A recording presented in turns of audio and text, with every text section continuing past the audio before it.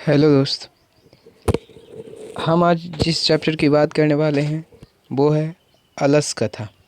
अलस कथा से हमारा तात्पर्य है आलसियों की कथा।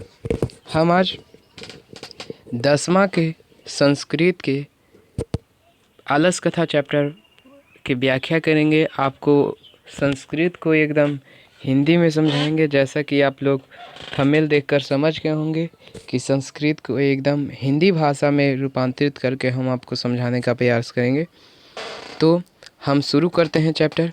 देखिए, आलस कथा मुख्य रूप से आलसियों की कथा है। आलस कथा किसकी कथा है? आलस कथा जो है वो किसकी कथा है? आलसियों की कथा है। किसकी कथा है? आलसियों की कथा है। आलस कथा किसकी कथा है? आलसियों की कथा है। अब हम सबसे पहले इस चैप्टर की परिचय पर बात करेंगे। किस पर? परिचय पर। इस चैप्टर के हम परिचय पर बात करेंगे।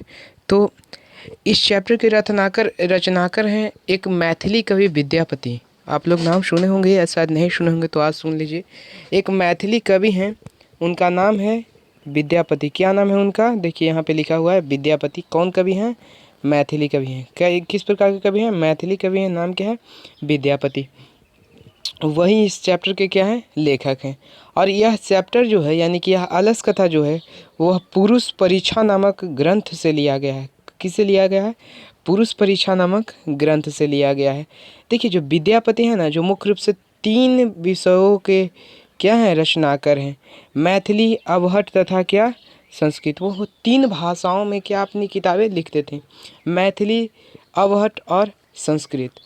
अलस कथा मुख्य रूप से हमें यह शिक्षा देती है कि दुनिया के जितने भी दोष हैं, उन सभी दोषों में आलस्य सबसे खराब दोष है, जिसका निवारण सिर्फ एक ही तरीका से हो सकता है, और वो लोग दयावान बन के कर सकते हैं।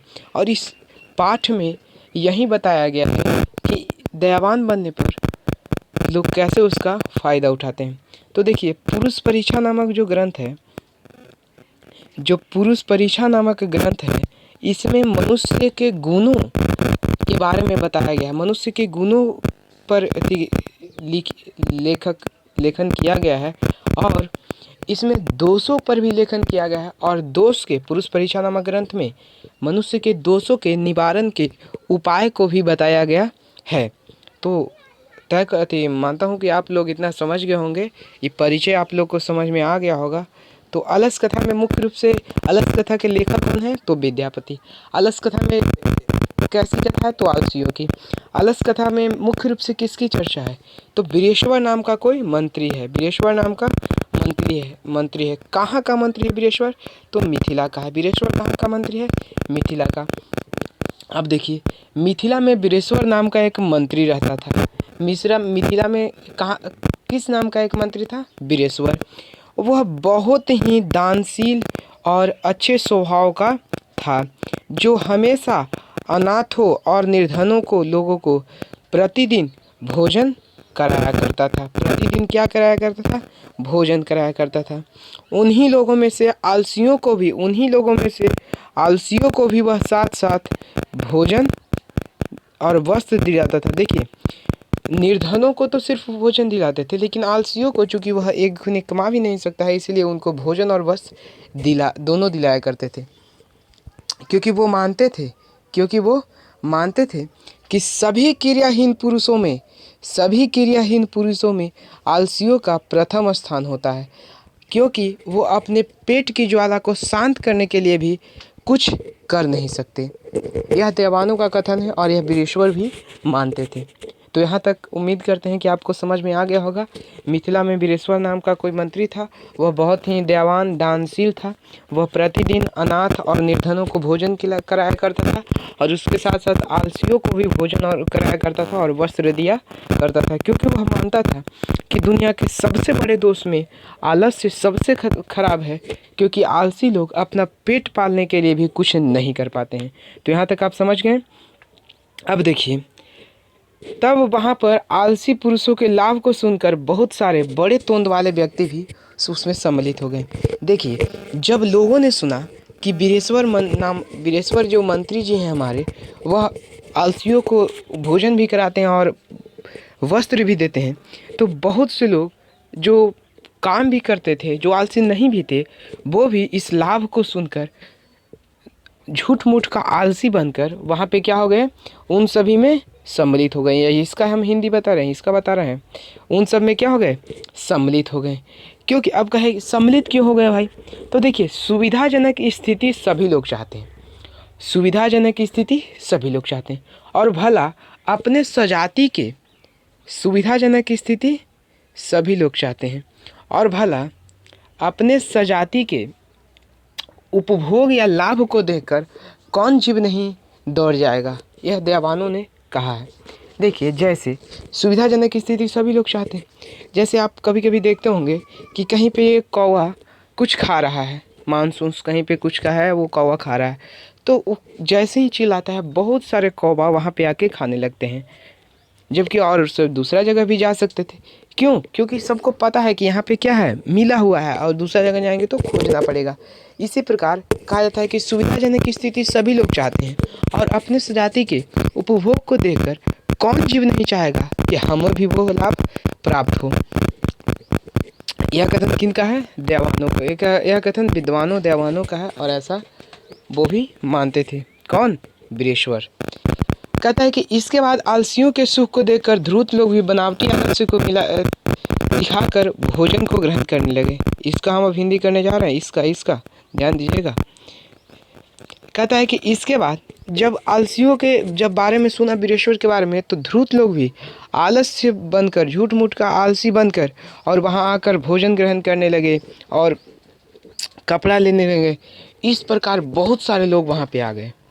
तो चूँकि आप ध्यान दीजिएगा, बहुत सारे लोग आएंगे तो खाना खिलाने में बहुत सारा पैसा खर्च होगा, कपड़ा देने में बहुत सारा पैसा खर्च होगा।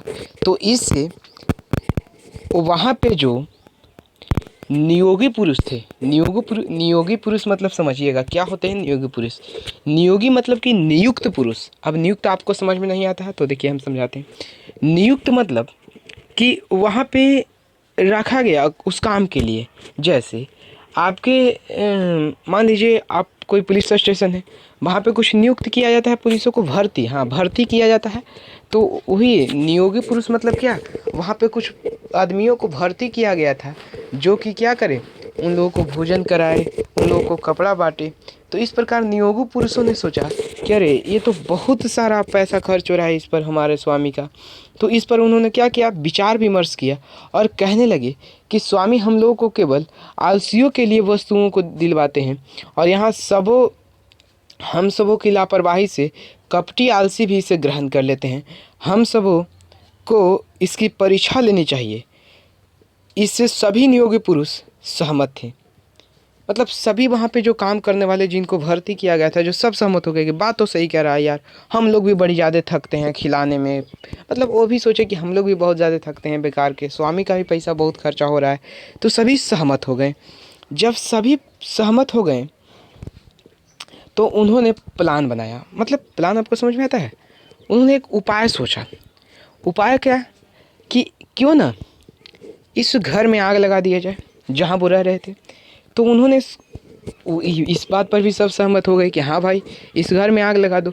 जो आलसी होंगे वो वहीं पे रह जाएंगे आग को देखकर भी, और जो आलसी नहीं होंगे वो क्या करेंगे, भाग जाएंगे। हम अभी यहाँ पे पहुँचे हैं।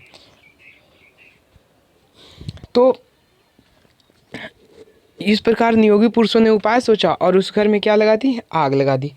तो जैसे ही आग लगा, जो लोग झूठ मूठ के आलसी बने थे यानी ध्रुत थे, जो लोग झूठ मूठ के आलसी बने थे वो क्या आग देख के हो गए, जान प्राण बचा के भागे। उसके साथ जो थोड़ा मानी आलसी थे वो भी आग के देख के डर के अपना प्राण बचावे के चक्कर में भाग गए। वो भी क्या हो गए, भाग गए। लेकिन वहाँ पर 4 आलसी पुरुष आपस में एकदम सोए रहे और आपस में बात कर रहे थे। वहाँ पर कितने आलसी पुरुष, 4 आलसी पुरुष। ध्यान दीजिएगा, आग लगने के बाद कितने आलसी पुरुष नहीं भागे, 4 को। सबसे पहला बोला, सबसे पहला अपने मुख से वस्त्र हटाते हुए बोला, अहो किस बात का कोलाहल है। सबसे पहला ने बोला, अरे भाई काहे हल्ला हो रहा है, सूते काहे नहीं हमको सबे दे रहा है। तभी दूसरे ने कहा, लगता है इस घर में आग लग गया है। ध्यान से सुनिएगा, पहला व्यक्ति ने बोला अहो काहे हल्ला हो रहा है, काहे नहीं मतलब अहो काहे को कोलाहल है। तब दूसरा कहता है कि लगता है इस घर में आग लग गई है। तब तीसरा कहता है कि कोई ऐसा दानी पुरुष नहीं है, कोई ऐसा दानी पुरुष नहीं है या धार्मिक पुरुष या धर्मात्मा नहीं है जो इस आग को बुझा के हम सबको बचा ले। चौथा कहता है, अरे बाचाल कितना बोलते हो, चुप क्यों नहीं रहते। फिर से सुनिएगा, चारों की कथन बहुत इंपॉर्टेंट है। पहला बोला काहे हल्ला हो रहा है, दूसरा बोला लगता है इस घर में आग लग गई है, तो तीसरा कहता है कि कोई धर्मात्मा नहीं है जो इस आग को बुझा के हम लोगों को बचा ले, तो चौथा कहता है अरे काहे हल्ला करते हो, चुप नहीं रह जा रहा है। समझ में आ गया होगा, उम्मीद करते हैं। तो इन चारों की आपसी बात को सुनकर जो वहाँ पे नियुक्त भर्ती पुरुष थे, यानी उनको संस्कृत आप नियोगी पुरुष बोलिएगा, अंश वो एग्जाम्स में नियोगी पुरुष ही आएंगे, जो नियोगी पुरुष थे उनके द्वारा इनको निकाल लिया गया और कहा गया